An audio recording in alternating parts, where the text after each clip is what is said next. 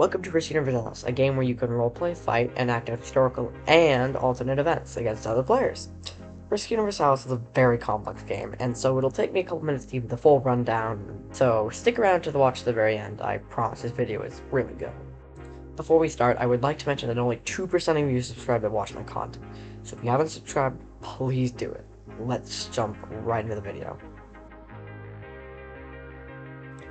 Universalis was created in 2015 by Amity and Flash Drive, and went through many variations, such as Universalis 1, 2, and the current one, Universalis 3.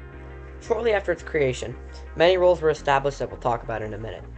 Major events between 2015 and 2017 were the infamous creation of the Risk Reddit, the California riots.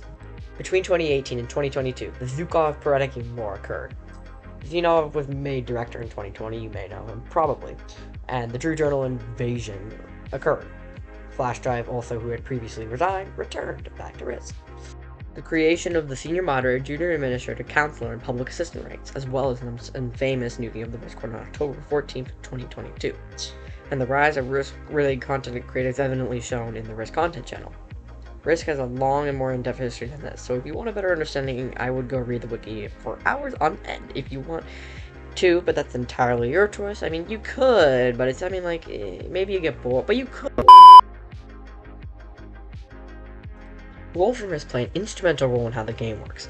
To get participant, you have to join the group, and the other roles which you can gain when you immediately join the game is guest and regular guest, so these roles cannot join other games, such as historical, PRP, which is private roleplay, and customs. To apply for staff roles, you must join the Risk Board and the group, which, as stated before. Starting with the non-lower rows of staff, there is an in-between, which is between experienced participants. They have commands, but they cannot act as staff, and their commands are very limited in their role. To get EXP, you have to be suggested by staff, or you could be promoted among experience, or demoted upon your resignation from staff. Going into the lower staff range, there is Public Assistant.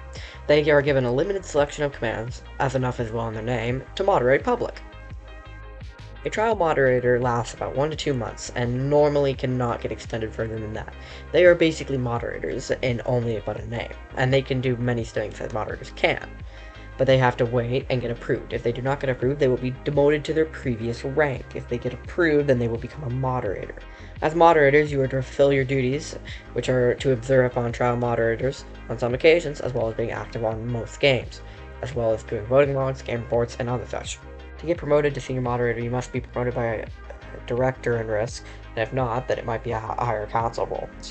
They can observe all moderators and trial moderators and public assistants in their activities. Senior moderator, there is the council role, which rarely shows what they actually do, and their information is very vague, but from what is known is that they control the internal echelons of Risk Universalis, such as administrative duties, promotions, demotions, applications, etc. Even further above that is Director, which is a role you obtain by being promoted by the founder themselves, which is an unobtainable rank as of now, I think so. There are also ranks like Respected Peer, Retired Staff, which you can obtain for being either significant in the administration or for the latter when you retire from Counselor Plus. There are also many Risk Board roles, such as Chat Assistant and Chat Moderator, which help in moderating the Risk Board, which we'll now move on to. Risk was made in late 2016 and is the Discord community of Risk Universalis, where people can talk about Risk, debate politics, receive updates, or talk in general. This is also where you'll have to make an application for staff, which can be found in ad announcements. The Discord is typically full of toxicity and is definitely not for lighthearted or underage. You can't be on Discord either way. Famous names from the Discord are like the names of Whistlam, L13, and Lancelot, which many people know. There are also channels to see demotion and promotion logs. You could check voting logs here too to make sure nobody is committing fraudulence, as well as people who would get banned. If you want to see that, if you're interested in that, you can also join affiliated servers, host events if you apply for it, and grant campaigns, which you can join or create yourself. There are 5 game modes in Risk Universalis. These are Risk Universalis, or Public, which is the main one, which is where the majority of the player base is located.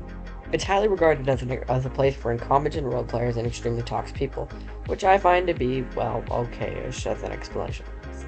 The next game mode is Custom, which is regarded for its toxicity though it's fun if you like to create custom nations and to create custom cultures. Historical, or main, was the former main game, and now is where most campaigns or events are hosted. We then have Private Roleplay, or PRP, where you can create a plot, utilize FX3 to build stuff, and have fun with your friends. Finally, we have the Arcade, which is created by Norman Vino, which is an arcade game mode, which is other higher demanding games, and eventually allow mobile players